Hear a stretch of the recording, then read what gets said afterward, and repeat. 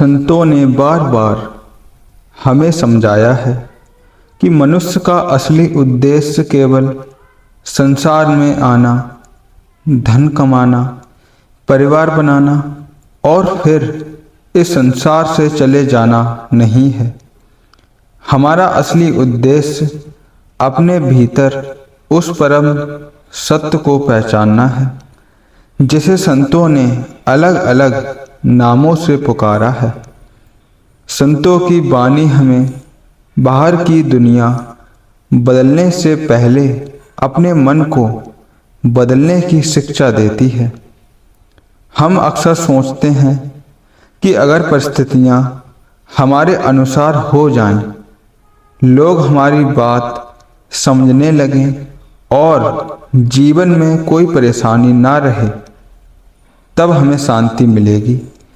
लेकिन संत कहते हैं कि शांति बाहर की परिस्थितियों में नहीं बल्कि हमारे अंदर है।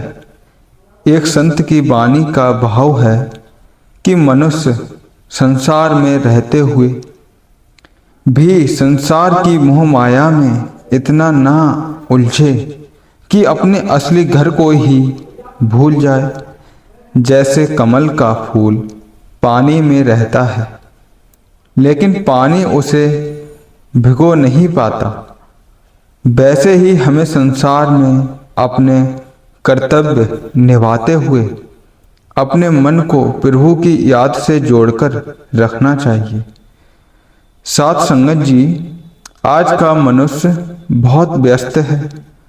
सुबह आंख खुलते ही मोबाइल, काम, व्यापार, पढ़ाई और परिवार की चिंताएं शुरू हो जाती हैं।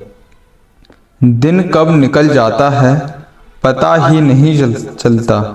लेकिन अगर हम अपने आप से पूछें कि आज हमने परमात्मा के लिए कितना समय निकाला, तो शायद हमारे पास कोई स्पष्ट उत्तर ना हो। संतों की वाणी हमें इसी भूल से जगाती है। एक नया उदाहरण लेते हैं। मान लीजिए किसी व्यक्ति के पास एक बहुत कीमती हीरा है। वह उसे जेब में रखकर बाजार चला जाता है। रास्ते में उसे सुंदर कपड़े दिखाई देते हैं, स्वादिष्ट भोजन दिखाई देता है, नई चीजें दिखाई देती हैं और उसका ध्यान बार बार उन वस्तुओं की तरफ जाता है। धीरे धीरे वह अपने हीरे को भूल जाता है, लेकिन हीरा तो उसकी जेब में ही है। इसी तरह प्रभु की कृपा और आत्मिक शांति हमारे भीतर मौजूद है, लेकिन हमारा ध्यान बाहर की वस्तुओं में इतना उलझा हुआ है कि हमें अपने अंदर की दौलत दिखाई नहीं देती। संतों की वाणी कहती है कि मन को बाहर भटकने के बजाय अंदर की ओर मोड़ो। सच्चा धन वही है जो समय के साथ समाप्त ना हो।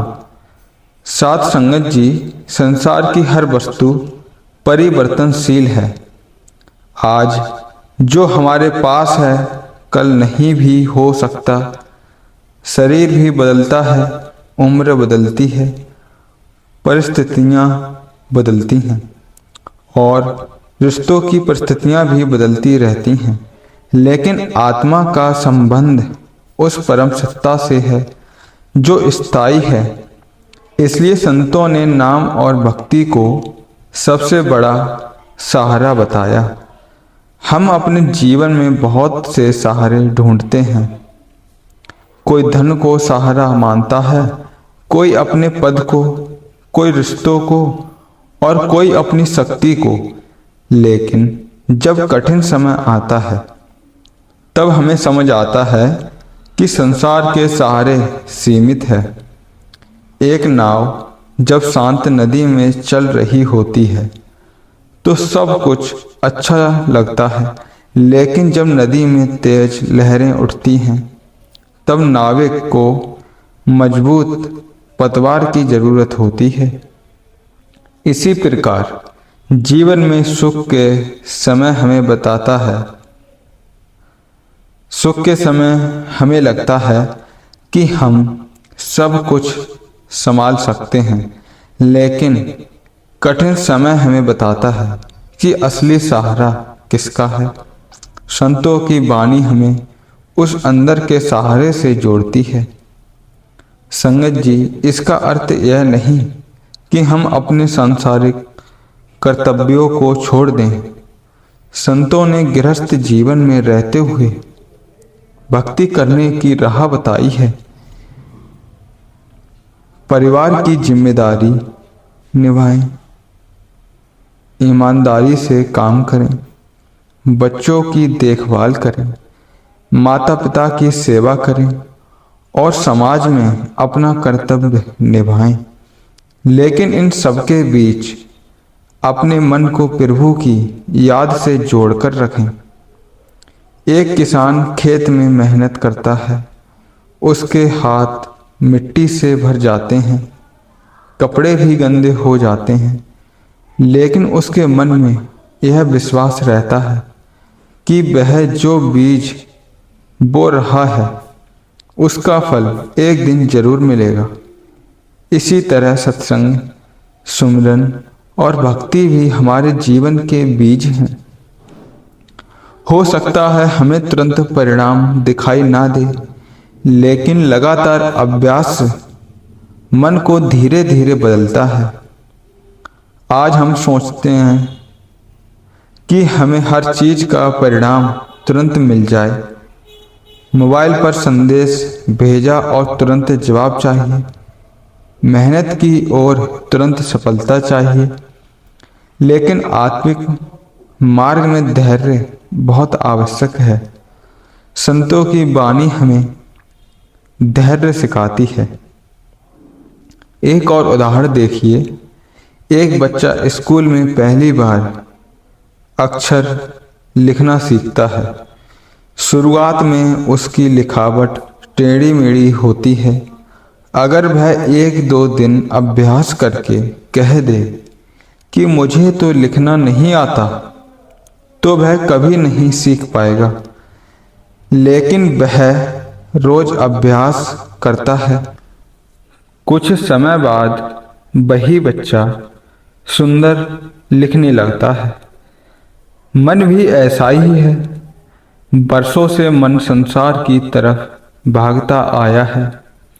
अगर हम उसे 1-2 दिन भक्ति में बैठाकर तुरंत शांति की उम्मीद करें तो निराशा हो सकती है। लेकिन यदि हम प्रेम, विश्वास और धैर्य के साथ अभ्यास करते रहें तो धीरे धीरे मन की दिशा बदल सकती है। संगत जी, संतों ने मन को सबसे बड़ा खिलाड़ी बताया है। मन हमें कभी कहता है कि आज समय नहीं है, कल भक्ति कर लेना, और कभी कहता है कि अभी उम्र पड़ी है। कभी कहता है कि पहले संसार की समस्या खत्म हो जाए, फिर सत्संग करेंगे। लेकिन संसार की समस्या कभी पूरी तरह खत्म नहीं होती। एक समस्या खत्म होती है तो दूसरी सामने आ जाती है।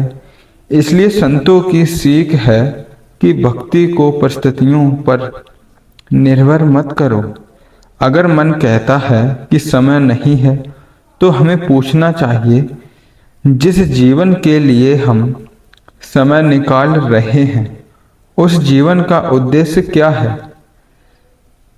साथ संगत जी, संतों की वाणी का एक महत्वपूर्ण संदेश प्रेम और विनम्रता भी है। हम सत्संग में बैठकर दूसरों की गलतियां बहुत जल्दी देख लेते हैं। हमें लगता है कि भला व्यक्ति ऐसा क्यों करता है, भला व्यक्ति वैसा क्यों बोलता है।